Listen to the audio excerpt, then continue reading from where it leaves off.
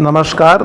सावन का महीना चल रहा है और इस समय खास करके महिलाओं को आभूषण ज्वेलरी ज़रूर पहननी चाहिए, क्योंकि 16 श्रृंगार इस समय किया जाता है और इसे शुभ माना जाता है।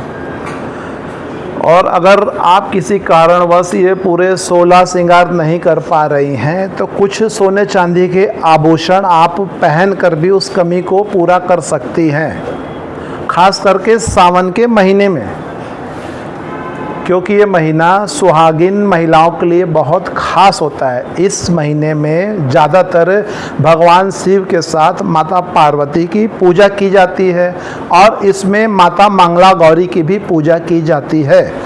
और यदि आप इस महीने में व्रत पूजा पाठ भी रखती हैं तो कुछ विशेष चीज़ें हम आपको बता रहे हैं जो ज्वेलरी से इन्हें कैरी करिए।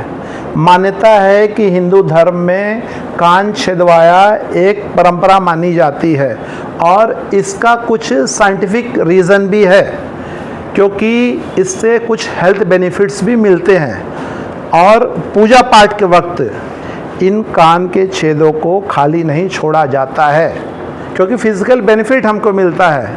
और नाक में नथ भी पहनी जाती है। नाक में नथ, हिंदू धर्म में महिलाओं को नाक में नथ पहनी जाती है।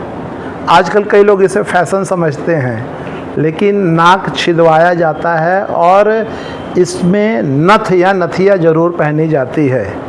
क्यों?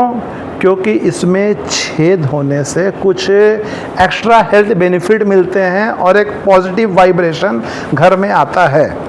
पूजा पाठ या व्रत जब भी करते हैं तो मान्यता है कि नाक में नथिया जरूर पहनी जाती है।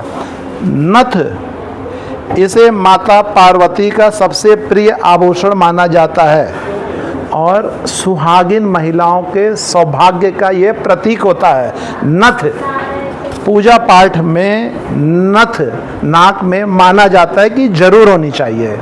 अब नथ के बाद हम आते हैं मांग टीका की ओर। मांग टीका, इसे केवल फैशन में ही नहीं पहना जाता है। मान्यता है कि इसका सुहाग और सौभाग्य दोनों के साथ कनेक्शन है। सुहागिन स्त्रियां खास करके पूजा पाठ के वक्त मांग टीका जरूर पहनती है। क्यों? क्योंकि मांग टीका सिंदूर का रक्षक होता है और इसे ढककर यह सिंदूर को बुरी नज़र से, बुरी निगाह से बचाता है। इसलिए स्पेशली शादी विवाह के समय दुल्हन को मांग टीका जरूर पहनाया जाता है। ठीक है। माता पार्वती की पूजा के समय सौभाग्य के प्रतीक में मांग टीके को स्पेशली पहनना चाहिए। यदि maybe possible then now we come on near about बिछिया। बिछिया, चांदी की बिछिया, इनका पैर की उंगलियों में पहनने का कुछ साइंटिफिक रीज़न है, कारण है, क्योंकि इससे कुछ फिजिकल हेल्थ के बेनिफिट मिलते हैं। और सेकंड थिंग है, ये आपका फैशन भी बढ़ाता है। और स्पिरिचुअल वे में यदि आते हैं, आध्यात्मिक स्थिति में आते हैं, तो बिछिया, इसे माता महालक्ष्मी का सबसे प्रिय आभूषण माना जाता है। इसलिए माता महालक्ष्मी को प्रसन्न करने के लिए पैरों में बिछिया जरूर और जरूर पहनना चाहिए, यदि संभव हो सके तो। अब बिछिए के बाद हम आते हैं पायल की ओर। पूरे 16 श्रृंगार में पायल भी शामिल है और ये केवल आपकी सुंदरता ही नहीं बढ़ाती, बल्कि मान्यता अनुसार सौभाग्य को भी बढ़ाती है।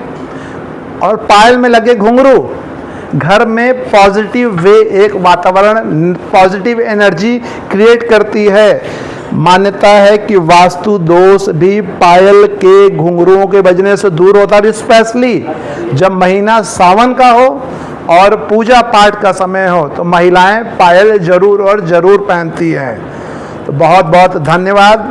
इसी तरह की और भी रोचक जानकारियां प्राप्त करने के लिए आप हमारे सहायता ज्वेलर्स के YouTube चैनल से ज़रूर जुड़ जाएं, जिससे इस प्रकार की और भी रोचक जानकारियां आप सभी को मिलती रहें। और आप सभी को जितने भी ज्वेलरी के डिज़ाइंस हमने दिखाए हैं, ये सभी के सभी सहायता ज्वेलर्स, गिरेट बाजार, भोजूबीर, वाराणसी में ये सभी के सभी डिजाइन इस समय अवेलेबल हैं विद स्पेशल डिस्काउंट, जो कि सहायता ज्वेलर्स में इस समय चल रहा है।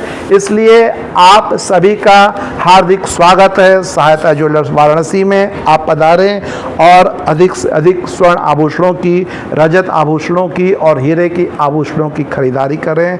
बहुत बहुत धन्यवाद। सहायता ज्वेलर्स वाराणसी में पधारने के लिए आप सभी के स्वागत आकांक्षी हम सभी हैं। वंस अगेन बहुत बहुत धन्यवाद।